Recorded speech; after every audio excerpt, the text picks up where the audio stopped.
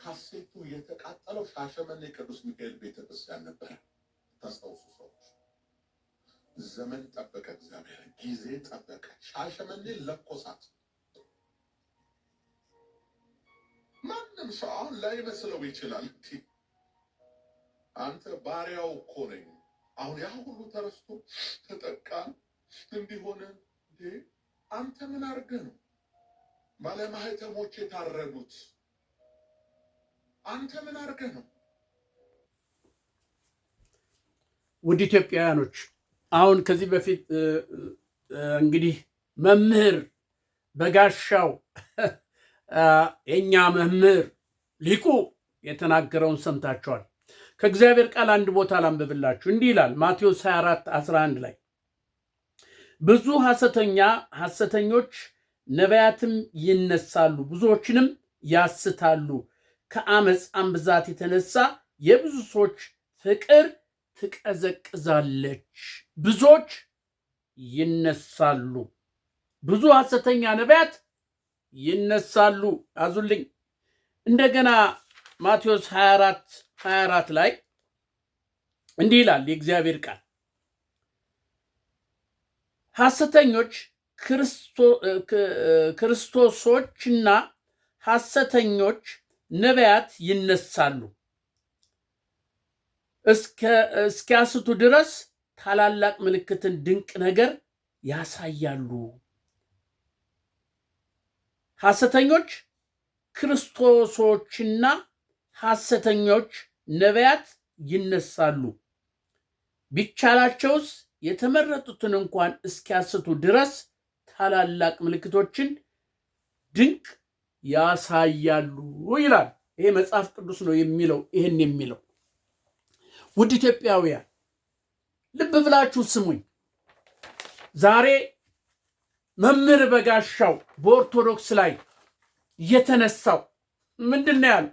የእኔ ካሴት ስለተቃጠለ ካሴቴን ስላቃጠሉ እግዚአብሔር እየፈረደባቸው ነው። እግዚአብሔር እየፈረደባቸው ነው። የኔን ካሴት ስላቃጠሉ ሻሸመኔ ተቃጠለች፣ ነደደች አለ። ለመሆኑ መምህር በጋሻው ይህን ካሴት የት ሆኖ ነበር የሰራው? በኦርቶዶክስ ቤተክርስቲያን ውስጥ ቁጭ ብሎ አልነበረም እንደ ይህን ካሴት የሰራው? ስለዚህ በኦርቶዶክስ ውስጥ የሰራውን ካሴት እንዴት ኦርቶዶክስ ተቃጠለ ብላ ቤተክርስቲያን እግዚአብሔር ፈረደና ቤተክርስቲያን ታመሰች፣ ተቃጠለች። በግራኝ መሐመድ ጊዜ ያን ያህል ኦርቶዶክስ ሲጨፈጨፍ ሲቃጠል ከነቤታቸው እያቃጠሏቸው እያለ ያንተን ካሴት ታቃጥለው ነው እንደዚያ የሆኑት? መምህር በጋሻው እስቲ ስማኝ፣ ያንተ ካሴትን ስላቃጠሉ ነው በዛን ጊዜ ግራኝ መሐመድ መጥቶ ክርስቲያኖችን ሲያጠፋ የነበረው ነበር ወይ? ንገረን።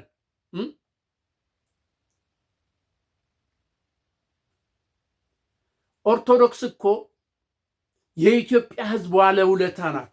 አገር ጸንታ እንድትቆይ፣ አገር ጸንታ እንድትቆም፣ ነፃነቷን ጠብቃ እንድትኖር፣ በጠላት ሳትደፈር፣ በወራሪ ሳትያዝ፣ በቀኝ ገዢዎች ሳትያዝ እንድትቆይ ያደረገ ቤተ ክርስቲያን ናት እኮ ኦርቶዶክስ።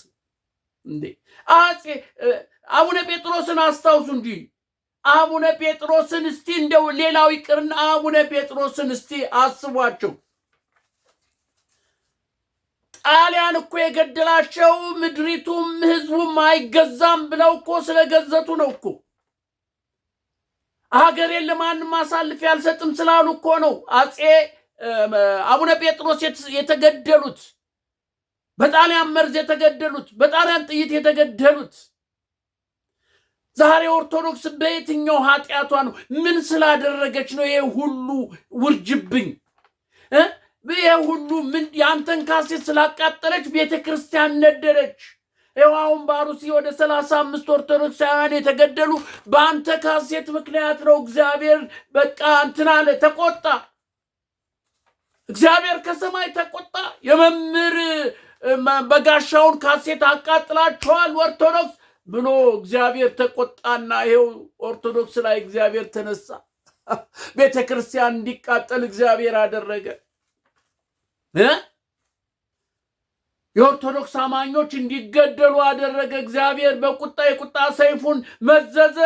የመምህር በጋሻው ካሴት ተቃጠለ፣ ተቀጠቀጠ ብሎ ጻድቁ አቡኑ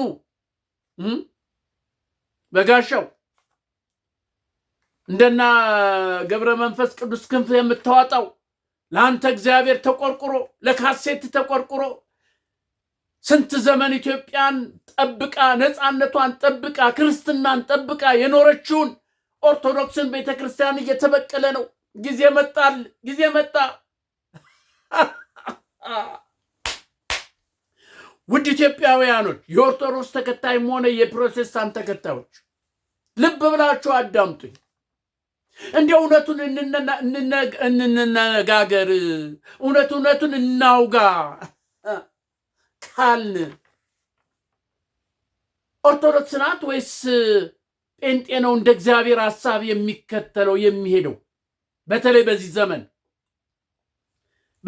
እስቲ ንገሩኝ እስቲ በዚህ ዘመን ማን ነው ይሄ አርቲፊሻል ጸጉር ቀጥሎ አርቲፊሻል ነገር አድርጎ መነጽር ሱፉን አድርጎ ውሃ የሚሸጠው ማን ነው? ንገሩኝ እስቲ። በቤተ ክርስቲያን ውስጥ ይፈውሳል እያለ ዘይት የሚሸጠው ማን ነው? በካልቾ እንትን እያለ እየመታ እፈውሳለሁ አጋንንት ታወጣለሁ የሚል የትኛው ነው? ኦርቶዶክስ ወይስ ጴንጤ? ዝንጀሮ ነው የምትሸቱት የሚለው ማን ነው? ጴንጤ ወይስ ኦርቶዶክስ? ከነግማታችሁ እየመጣችሁ አታግሙኝ የሚለው ማን ነው? ጴንጤ ወይስ ኦርቶዶክስ? እስቲ ልብ በሉ። ይሄ ለኔ አይመጥንም፣ ይሄ ልብስ ለኔ አይመጥንም፣ ይሄ ሆቴል ለኔ አይመጥንም፣ ይሄ ጫማ ለኔ አይመጥንም የሚል ኦርቶዶክስ ወይስ ጴንጤ? ተው እንጂ እንነጋገር። እውነቱን እንነጋገር። ስንቱ ጴንጤ ነው አሰዳቢ፣ የሐሰት ነብይ፣ የሐሰት ትንቢት፣ የሐሰት ነገር እያመጣ የመበለቶችን ገንዘብ የሚበዘብዝ የህዝቡን ብር በእግዚአብሔር ቃል እያስፈራራ የሚዘርፍ ያን ነው ኦርቶዶክስ ወይስ ጴንጤ? ኧረ ተው፣ ጉድ እንዳይወጣ ጉድ እንዳይፈላ። ጉድ እናፈላለን፣ ጉድ እናወጣለን። ተው እንጂ መምህር በጋሻው ትናንት ከትናንትና ወዲያ ምንድነው ያልከው? በሚሊዮን አዳራሹ ነው ኦርቶዶክስ አልበደለችኝም፣ ኦርቶዶክስ አሳድገኛለች፣ ግን እግዚአብሔር ተገለጠልኝ በራልኝ ብሎ አይደል እንደ የመጣው? ዛሬ ግን ሐሰተኛ ክርስቶሳዊው መንፈስ ሆነህ ኦርቶዶክስን ታሳድዳለህ። ኦርቶዶክስ ያንሳታል፣ ገና ትቃጠላለች ትላለህ። በክርስቶስ ስም ተሸፍነህ የሰይጣንን አስተምሮ የምታራምድ ርቷ አንደበት ይዘህ ህዝብን የምታሳስት እግዚአብሔር ይፈርድብሃል። እግዚአብሔር ይፈርድብሃል። ስሙኝ እናንተ ኦርቶዶክሳዊ ተከታዮች፣ የጴንጤ ፓስተሮች ስሙኝ። ጴንጤ ትክክለኛ አይደለም እያልኩ አይደለም። በትክክል ከተሰራበት በትክክል የእግዚአብሔር ሐሳብ የእግዚአብሔር ቃል የሚፈጸም ከሆነ ትክክል ነው። አጋንንት በስም ይወጣሉ በጌታ በኢየሱስ ክርስቶስ ስም። ዛሬ ግን የለም። በድሮቹ በነ ፓስተር ሰይፉ፣ በነ ፓስተር ዳንኤል፣ በነ ፓስተር ቶሎሳ በእነሱ ጊዜ የነበረውን ታውሳላችሁ። ገና መድረክ ላይ ሲወጡ አጋንንት እየተንጫጫ ይወጣ የነበረ፣ ገና ብቅ ብለው መጽሐፍ ቅዱስን ሲገልጡ አጋንንት ባጠገባቸው የማይቆም በዛን ጊዜ ቀረ ጴንጤ። ዛሬ ግን የገንዘብ መሰብሰቢያ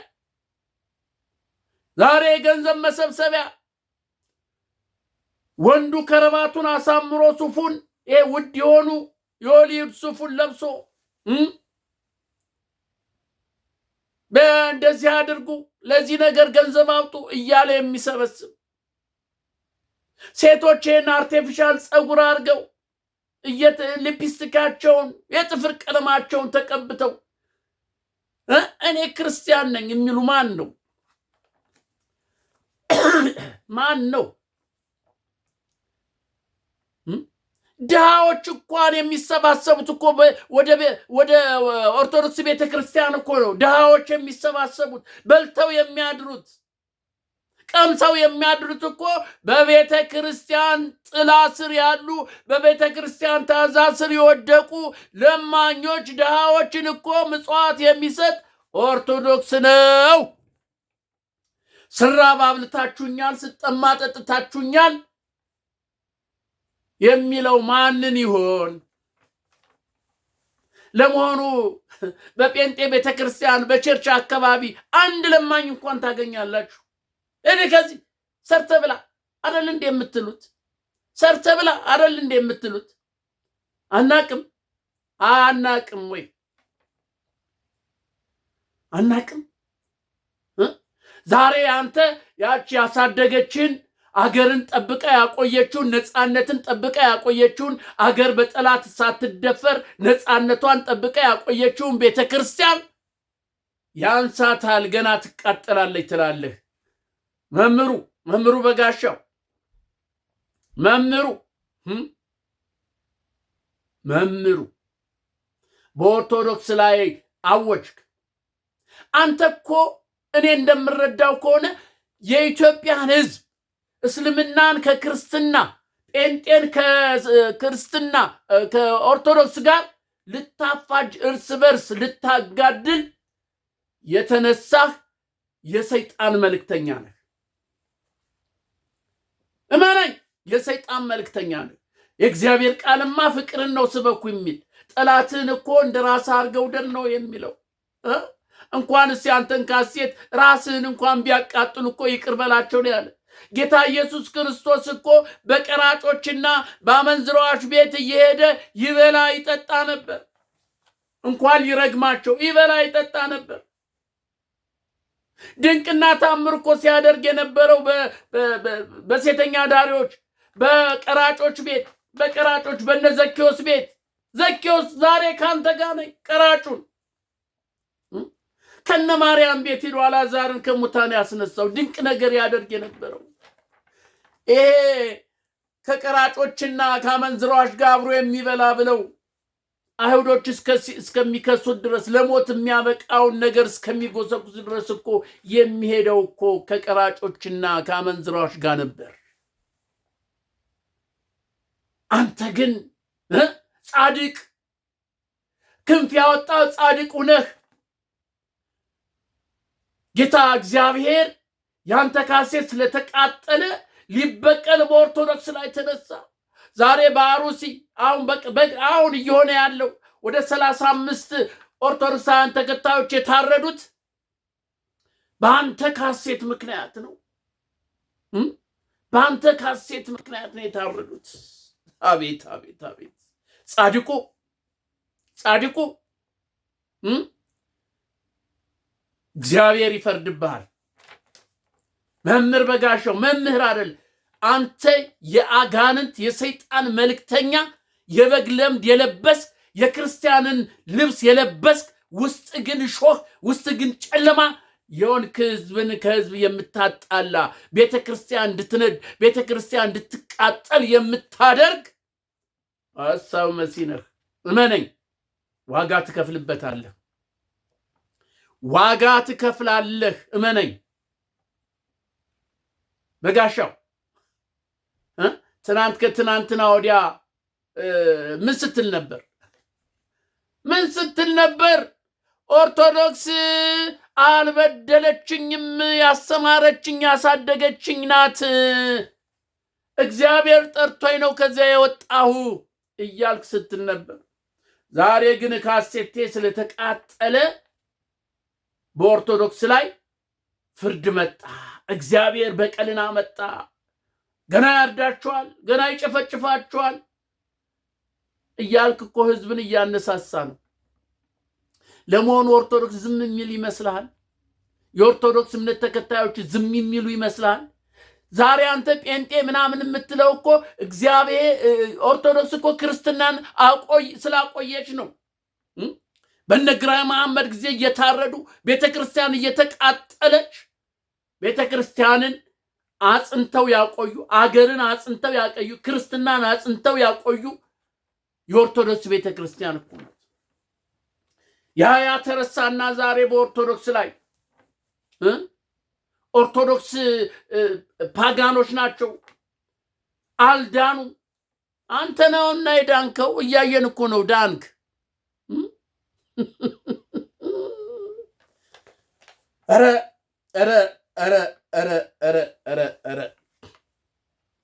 መምህር በጋሻው እስቲ ስማኝ፣ ማን ነው በካልቾ እየጠለዘ አጋንንትን አወጣለሁ የሚል?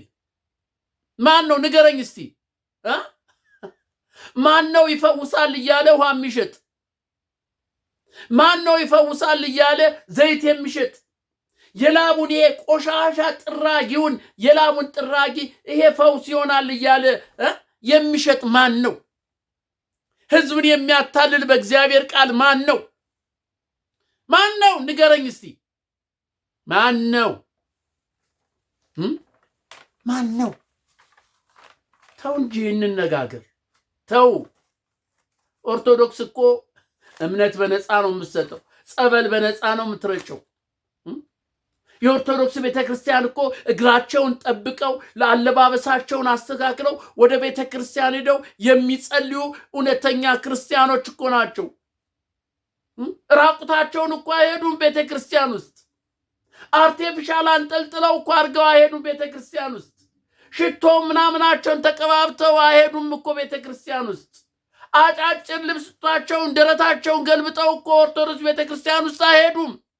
ጸጉራቸውን ተከናንበው ረጅም ቀሚስ ለብሰው ፈራይ እግዚአብሔር እየተንቀጠቀጡ ቁመው እኮ ነው እግዚአብሔርን የሚያመልኩት። ሽቶ መቀባት መጥፎ ነው እያልኩ አይደለም። ልብስ መልበስ መጥፎ ነው እያልኩ አይደለም። እናንተ ኢትዮጵያኖች እንድትገነዘቡ እንድታርሙኝ፣ ልክ አይደለም እያልኩ አይደለም። ራስን መጠበቅ ልክ አይደለም እያልኩ አይደለም። ግን ኦርቶዶክስ የተባለችውን ቤተክርስቲያን መንቀፍ ትክክል አይደለም። እያንዳንዳችን እኮ በቤተክርስቲያን በኦርቶዶክስ ቤተክርስቲያን ውስጥ የወጣንን፣ ከዚያ እኮ የወጣንን። ጴንጤ ትናንት አይደል እንደ የመጣ ከትናንትና ወዲያ በኢትዮጵያ ምድር እኮ ገና ኢየሱስ ክርስቶስ ከመጣ ጊዜ ጀምሮ በጃንደረባው መጥቶ እኮ በኢትዮጵያ ምድር ሲሰበክ ነበር፣ ሲነገር ነበር፣ ሲመለክ ነበር። አሁን እኮ ጴንጤ እኮ አሁን ነው የመጣ። ከስንዴና ከእንትን ጋር እኮ ነው፣ ከሰልባጅ ልብስ ጋር እኮ ነው ወደ ኢትዮጵያ የገባው። አናቅም? ታሪኩን እኮ እናውቃለን። ጴንጤ የሚለው ቃል እኮ የመጣ ኢትዮጵያ እኮ ከዛ በፊት ገና የመጀመሪያው ጃንደረባው እኮ ነው ኢትዮጵያን ክርስትናን ወደ ኢትዮጵያ ይዞ የገባው። ከዛን ጊዜ ጀምሮ እኮ ኢትዮጵያ ክርስቶስን እያመለከች ነው። ጸሎት እንኳን ስትጀምር በስመ አብ በስመ ወልድ በስመ መንፈስ ቅዱስ አሃዱ አምላክ ብላ እኮ ነው ጸሎት የምትጀምረው። ጸሎት የምትጀምረው እኮ በስመ አብ ብላ ሶስቱ ስላሴ ጠርታ እኮ ነው ቤተክርስቲያን ጸሎት የምትጀምረው ኦርቶዶክስ ቤተክርስቲያን። ዛሬ ታዲያቺ ቤተክርስቲያን ዛሬ ታዲያ ይቺ ሀገርን እንዳትደፈር በነፃነት ያቆየች ክርስትና እንዳይጠፋ መስዋዕት እየሆነች በደብረ ብርሃን ከብት እየተነዳባቸው አጽንታ ያቆየችው ቤተክርስቲያን ናት። ዛሬ ለአንተ ካሴት ስትል የምትቃጠለው የምታልቀው ቁጣ የነደደ በአንተ ካሴት ቁጣ ነደደባት በኦርቶዶክስ ቤተክርስቲያን ውስጥ። አዎ የሀገርን አንድነት የማይፈልጉ የሀገርን ሰላም የማይፈልጉ የኢትዮጵያ ኦርቶዶክስ ቤተክርስቲያን እንድትጠፋ ይፈልጋሉ። እናውቃለን። ማንኛውም የኢትዮጵያ ሕዝብ ያውቃል። ኦርቶዶክስ እንድትጠፋ ይፈልጋሉ። ለምን? ክርስትናን አጽንታ ይዛለች። ለምን? አገር እንዳትደፈር ታደርጋለች። ለምን? አገርን አጽንታ ይዛለች። የአፄ የአቡነ ጴጥሮስ መንፈስ ያለባት ናታ። አገርን የማታስነካ ናታ ኦርቶዶክስ። ስለዚህ ኦርቶዶክስ ላይ ኧረ ተው እንጂ ተው። ይሄንን ጴንጤ እየተባለ ምን የሚከተላችሁን ህዝብ ወደ ሌላ አቅጣጫ እየወሰዳችሁት ነው። አንተ በጋሻው ገና ፍርድህን ታገኛለህ። አንተ እግዚአብሔር ይበቀልሃል። እመነኝ። እግዚአብሔር ደግሞ ባሪያው እኮ ነኝ፣ ባሪያው ነኝ እኔ፣ ባሪያው እኮ ነኝ። ምን እንዴ ባሪያው ምንድን አንተ ነህ እንዴ ባሪያው? እያጋደልክ እያስጨረስክ ይሄ አንተ ነህ እንዴ ባሪያው?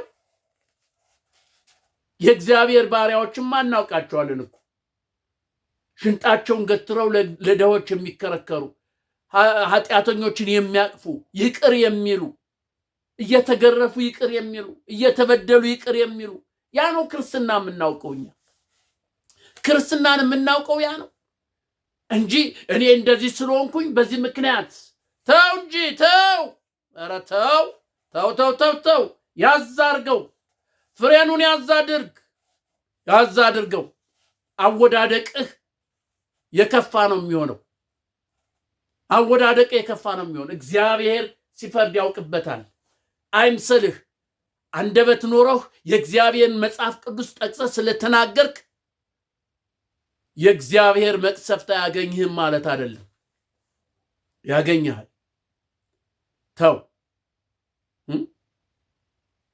እንጂ በኦርቶዶክስማ አትምጣ። በኦርቶዶክስማ የኢትዮጵያ ሕዝብ ሆ ብሎ ነው የሚነሳ። ሙስሊም ክርስቲያኑ፣ ሙስሊም ራሱ ይነሳል። በኦርቶዶክስ ላይ ሙስሊም ይነሳል። ሙስሊም ኦርቶዶክስን አትንኩ ነው የሚል። እስልምናና ክርስቲያን አንድ ላይ የኖሩ ኦርቶዶክስ ሲነካ ሙስሊሙ ዝም አይልም። መስጊድም ሲነካ ኦርቶዶክሱ ዝም አይልም። አንድ ነው። የአንድ ሳንቲም አንድ ገጽታ ናቸው። ስለዚህ በኦርቶዶክስ ላይ የፈለገውን አዋጅ ብታውጅ፣ የፈለውን ነገር ብታደርግ የሚሰማህ የለም። ይልቅስ ኦርቶዶክስን ታጠናክራለህ። ይልቅስ አንድነታቸውን ታጠናክራለህ። ይሄው የኦርቶዶክስ ቤተክርስቲያን እየተጨፈጨፈች እየሞቱ አማኞች ባሉበት ሰዓት ዛሬ ኦርቶዶክስ ከዳር እስከ ዳር ሆ ብሎ ሊነሳ ውስጡን ስራ እየሰራ ነው። እስከ መቼ ነው ብሎ እየተነሳ ነው። የዛን ጊዜ ትገባ በጋሻው የሰይጣን ደቀ መዝሙር ይሆንክ። ያ እንደዛ ነው እኔ የምቆጥረው። በክርስትና ስም በክርስቶስ ስም አዋጅ የምታውጅ፣ የእልቂት አዋጅ የምታውጅ፣ የኢትዮጵያን እርስ በርስ ለማጋደል እርስ በርስ ለማጫረስ የምታውጅ፣ በእግዚአብሔር ስም የምታውጅ ወዮልህ። ውድ ኢትዮጵያውያኖች ልብ ብላችሁ ስሙኝ። ውድ ኢትዮጵያውያን የኦርቶዶክስ ተከታዮች፣ ኦርቶዶክስ ዘላለም ትኖራለች፣ አትጠፋም።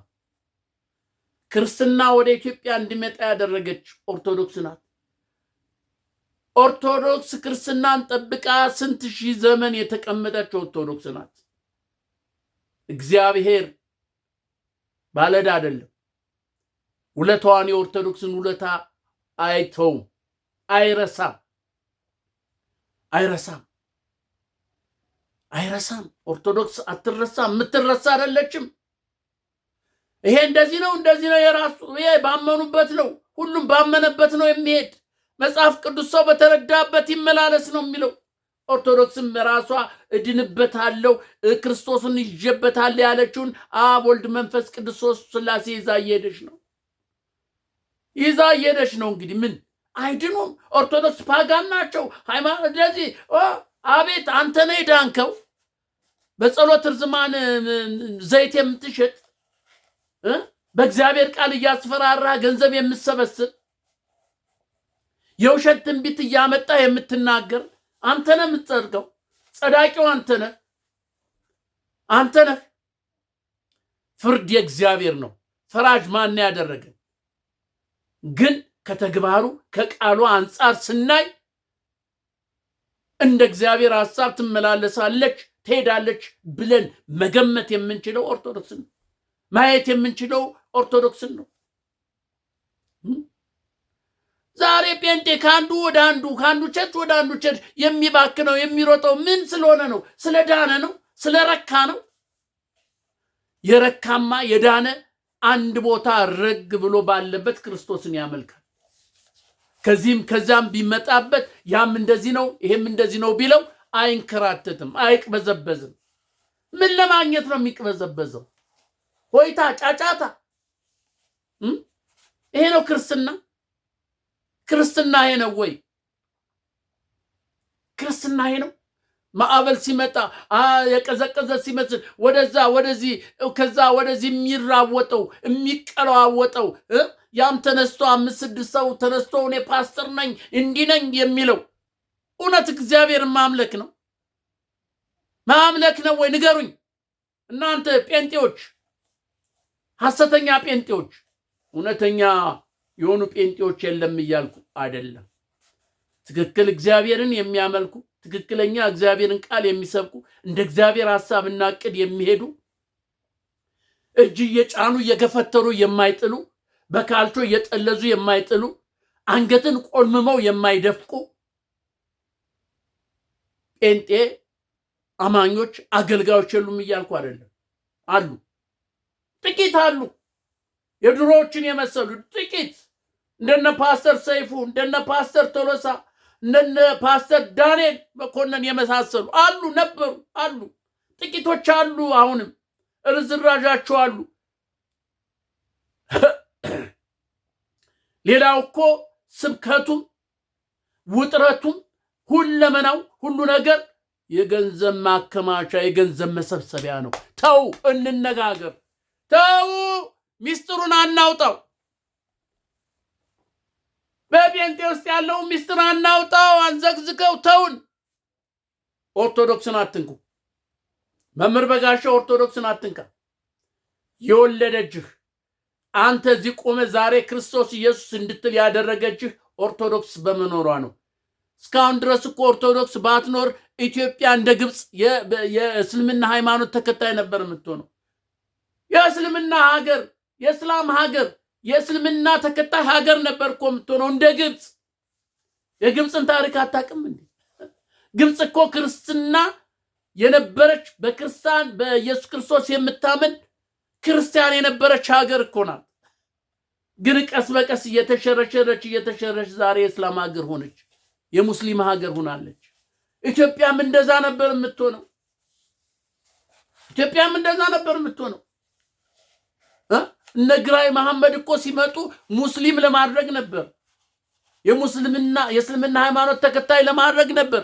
ግን ኦርቶዶክስ ሽንጧን ገትራ ቤተክርስቲያንን ቢቃጠል ምእምናን ቢቃጠል ጳጳሳት ቄሶች ሁሉ ቢቃጠሉ ሳትበገር ድል አድርጋ እግዚአብሔር ምረርቷት እስካሁን ድረስ ሀገርንም ሃይማኖትንም ነፃነት አድርጋ ጠብቃ ኖራለች።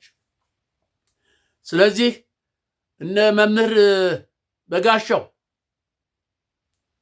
እነ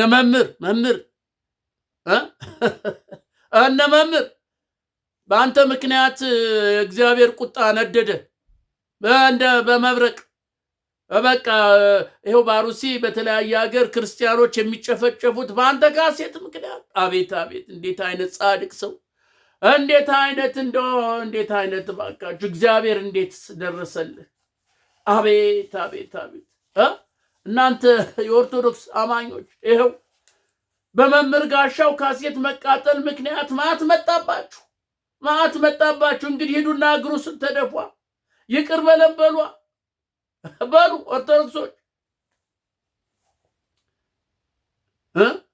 እና አቡነ ጴጥሮስ እኮ ሽንጣቸውን ገትረው ጣሊያን ሲያስፈራራቸው በዚህም ቢላቸው እንኳን ህዝቡ አለ አቡነ ጴጥሮስ እንኳን ህዝቡ ምድሪቱ እንዳትገዛለት ገዝቻለሁ ብለው እኮ ነው የሞቱት።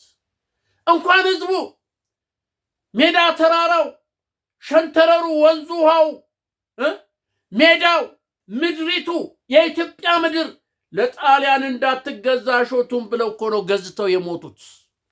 ይሄው ያ ግዝት እውን ሆኖ ኦርቶዶክስ ኢትዮጵያ ሳትደፈር፣ በጠላት ሳትደፈር፣ በቅኝ ሳትያዝ ሃይማኖቷን ነፃነቷን ጠብቃ የኖረች ሀገር እኮ ናት። ዛሬ የኦርቶዶክስ አባቶች ነኝ የሚሉ መነኮስን የሚሉ ጳጳስ ነኝ የሚሉ ወገባቸው ላይ ገመድ ያሰሩ የራሳቸው መምን የራሳቸው ህዝብ ሲጨፈጨፍ አፋቸውን ለጉመው ዝም ቢሉ የሚጮህላት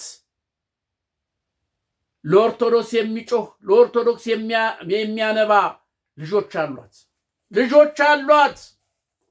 አባቶች አፋቸውን ዘግተው ዝም ቢሉ፣ ሞተናል ለዓለም ያሉት ዛሬ አፋቸውን ዘግተው ዝም ቢሉ፣ ሞትን ፈርተው ዝም ቢሉ፣ ስደትን ፈርተው ዝም ቢሉ፣ እስርን ፈርተው ዝም ቢሉ፣ ለዓለም ሙተናል ያሉት ለዓለም እኮ ሙተናል ብለው ነው እኮ ገመድ ወገባቸው ላይ አስረው ጳጳስ የሆኑት ወገብ አስረው መነኩሴ የሆኑት እኮ ለዓለም ሙተናል የፈለገውን ለመቀበል ዝግጁ ነን ያሉት እኮ ናቸው። ዛሬ ግን ምእምኖቻቸው እየታረዱ እየተገደሉ ጸጥ፣ አፋቸውን ለጉመው ጸጥ። አቤት አቤት! እውነትም ለዓለም ሞተዋል፣ ለዓለም ሞተዋል። ስለዚህ ኦርቶዶክሳውያን ልብ ብላችሁ ስሙኝ። ኦርቶዶክስ የእግዚአብሔር ሐሳብና ዕቅድ እስከሆነ ድረስ አጠፋም። ስንት ሺህ ዘመን የነበረች አጠፋም። ኦርቶዶክስ እንድትጠፋ የሚፈልጉ አሉ። አገር እንድትከፋፈል፣ አገር በቅኝ ገዢ እንድትያዝ፣ አገር እንድትበታተን የሚፈልጉ አሉ። ኦርቶዶክስ ከጠፋች እሷ ከጠፋች አገር እንበጣጥሳለን፣ እንደፈለግን ገዛለን የሚሉ አሉ። ግን አይሆንማ። ልጆች አሏት ኦርቶዶክስ ቤተክርስቲያን፣ ልጆች አሏት፣ የቆረጡ ልጆች አሏት። ስለዚህ ልብ በሉ እናንተ ኦርቶዶክሳውያን፣ ሙስሊሞችም፣ ጴንጤም፣ አገር ወዳድ የሆንክ ጴንጤ፣ እውነተኛ ጴንጤ የሆንክ ከኦርቶዶክስ ጎን ቁም። ሙስሊም ከኦርቶዶክስ ጎን ቁም። ኢትዮጵያ ለዘላለም ታፍራና ተከብራ የኖረችው በኦርቶዶክስ ጥንካሬ ነው። ስለዚህ መምህር በጋሻው እንግዲህ ምን እናደርጋለን? አንተ የእግዚአብሔር ልዩ መልእክተኛ፣ የእግዚአብሔር ልዩ ሰው፣ እግዚአብሔር በአንተ የተነሳ ህዝብ እየቀጸፈን ስለሆነ እግር ስር መተን እስከምንወድቅ ድረስ እባክህን ምሕረት አድርግልን። እባክህን ምሕረት አድርግልን። በጋሻው እባክህን ይቅር በለን።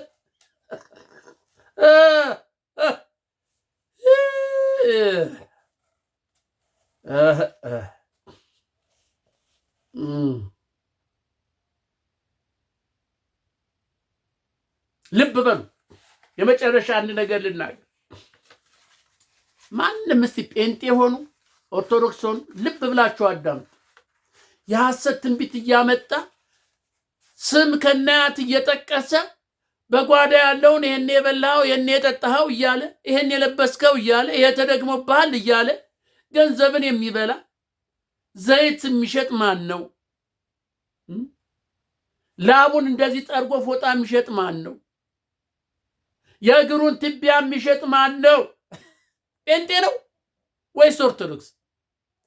ይሄን ልብ በሉ እናንተ የጴንጤ ነኝ የምትሉ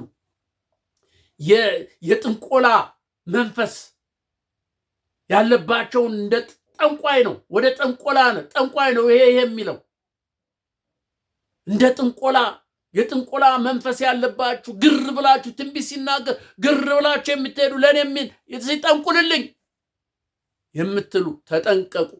እግዚአብሔርን በትክክል የምታመልኩ ከሆነ አምልኩ፣ ካልሆነ እግዚአብሔር ይፈርድባችኋል።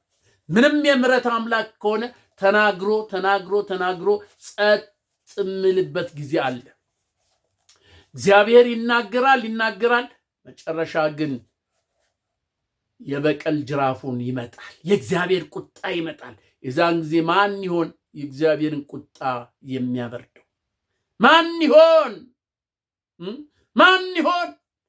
በእግዚአብሔር ስም በኢትዮጵያ ውስጥ እየነገደ ያለው።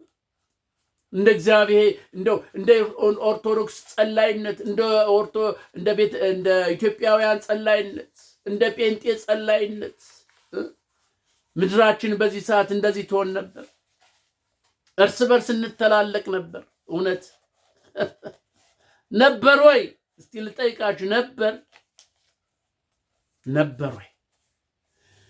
ይህን ለማስተላለፍ ነው። ሊባኖስ ገዳሙ ነኝ ከአሜሪካ። ሰብስክራይብ፣ ሼር፣ ላይክ አድርጉ። በሌላ ቪዲዮ እንገናኛለን። ይሄ እንደዚህ እነ መምህር ማን ነው በጋሻው ሌሎችም እነዚህ አይመጥነኝም በካልቾ እያሉ አጋንንት እናወጣለን እያሉ ትሸታላችሁ እያሉ የሚሰብኩ ፓስተር ነኝ የሚሉት አርፈው ካልተቀመጡ፣ ወደ ራሳቸው ካልተመለሱ፣ ወደ እግዚአብሔር ሐሳብና ዕቅድ ንስሐ ገብተው ካልተመለሱ ገና ብዙ የምናወጣው ምስጢር አለ። ተከታተሉ። ሰላም ለኢትዮጵያውያን ይሁን።